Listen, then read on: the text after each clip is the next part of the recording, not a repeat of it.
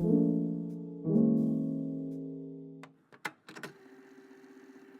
everyone, thanks so much for being here. My name is Kat and I make houseplant videos here on Good and Planty. If you just so happen to absolutely love this video, please consider liking it, commenting, subscribing, or following me on Instagram. All of these things help me grow my channel like a plant. Today we're going to be going over water, light, soil, propagation, and dormancy for the Alocasia polly. Now, I would not say Alocasia polly are a beginner plant because there are very specific care tips that you kind of need to consider when you bring one into your home. But with this video, I'm sure you'll be able to handle it. So if you're new here, usually I go over a little bit of the background of the plant before jumping into the care.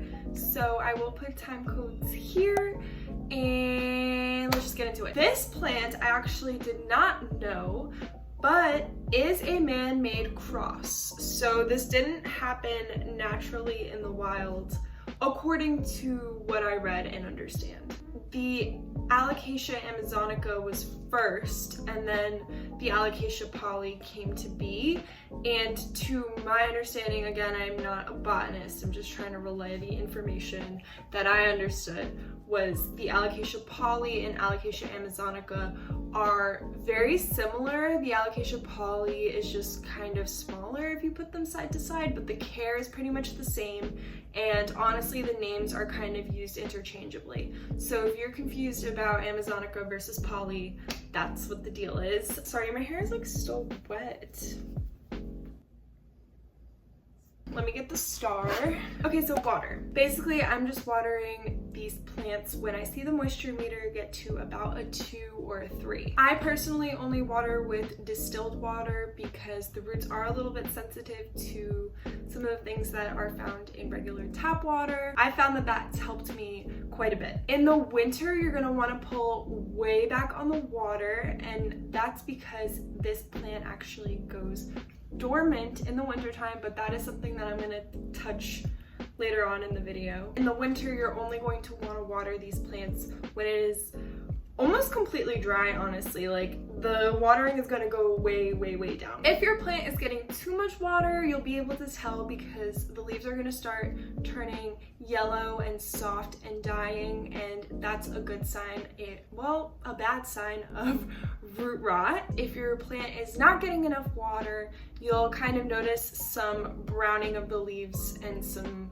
curling, and the leaves are just not going to look too happy. Light. So these plants, even though they have dark foliage, a lot of people will probably assume that they can do well in low light, but that's not the case. These plants absolutely love bright and direct light, so I keep mine pretty close to my grow lights. If it's getting too much light, the foliage will start to burn, and you'll kind of be able to tell. It'll look crispy and like it's just bleached out a little bit. You'll know when it's too much light.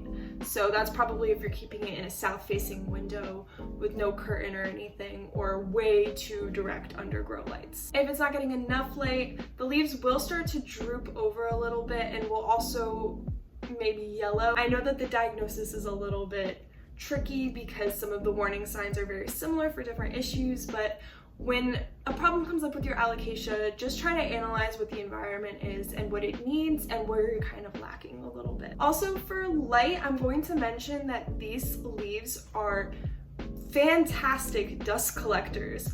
So go ahead and do give your leaves a little wipe down once in a while. I've kind of been slacking on that, but it's really gonna help your plants maximize the amount of sun soakage it's carrying out. So make sure to keep your leaves nice and clean. That goes for all your plants, but I've noticed in particular these leaves just love dust. They love it.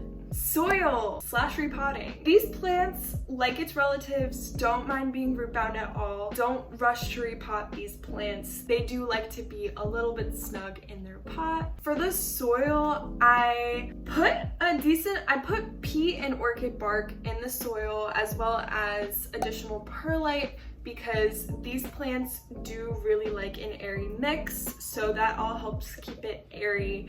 And I think there's also something to do with the acidity and why they really like peat moss, but I just do it and my plants are very happy with what I did. That's kind of the ingredients of the soil that I use. When you're repotting your plant, that is the perfect time to propagate. So I'm going to talk about propagation a little bit more later, but just keep in mind that when you are repotting, that is going to be the time to decide if you want to propagate or not. Humidity and temperature. So these plants are tropical, so they're going to like a little bit more of a warmer spot in your home, but it's nothing too crazy and outside of what you're already keeping your home. That's gonna look like 64 to 77 degrees Fahrenheit-ish. And then in the winter, you're probably gonna wanna keep your plant just a little bit on the warmer end of that range, if possible. Absolutely avoid drafts, either hot or cold, for these plants. They do not like it.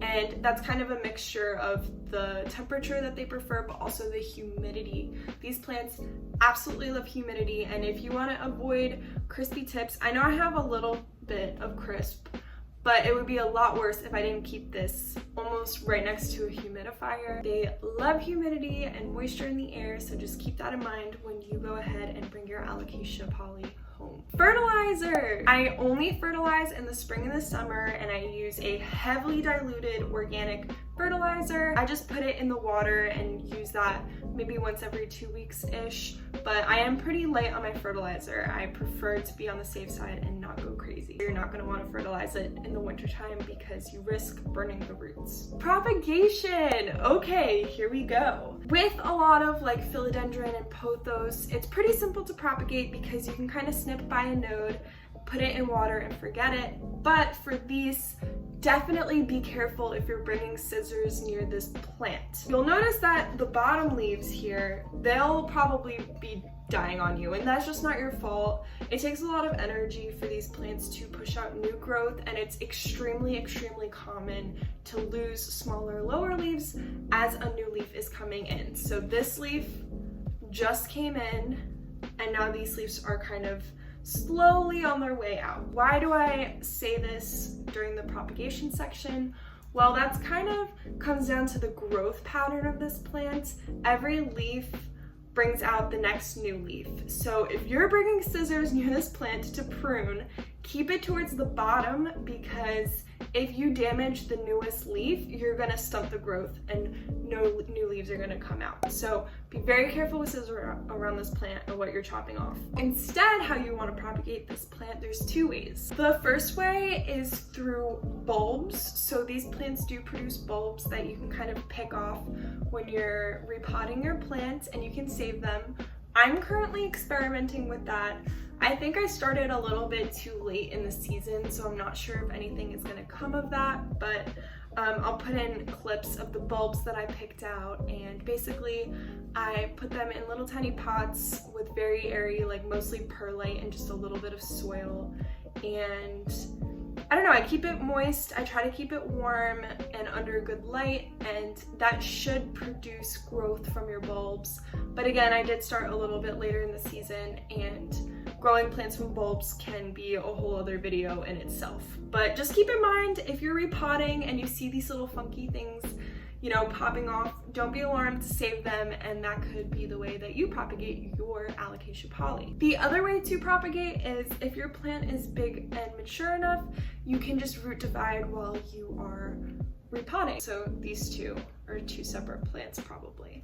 It's not as simple as some of the other plants in our homes, but it definitely is pretty rewarding. Okay, and then the last thing that we're going to talk about today is dormancy. In nature, when everything is normal and there's seasons that they're used to, they do go down to a full stump during the winter time and then just grow back the next season. However, in our homes, it's a little bit different because we know that it's winter time, but to plants, they don't always know because our rooms and our apartments and our homes don't perfectly mimic the seasons outside. In our homes, they usually don't go down all the way to a stump. You might just see your plants kind of declining quite a bit and maybe losing some leaves, maybe seeing some drooping and yellowing Don't be alarmed, it's not really your fault. It's just your plant almost napping for the season and saving up its energy for the next grow season. What you're gonna just wanna do is keep them warm throughout the winter time, and then also, like I said, just pull way back on the watering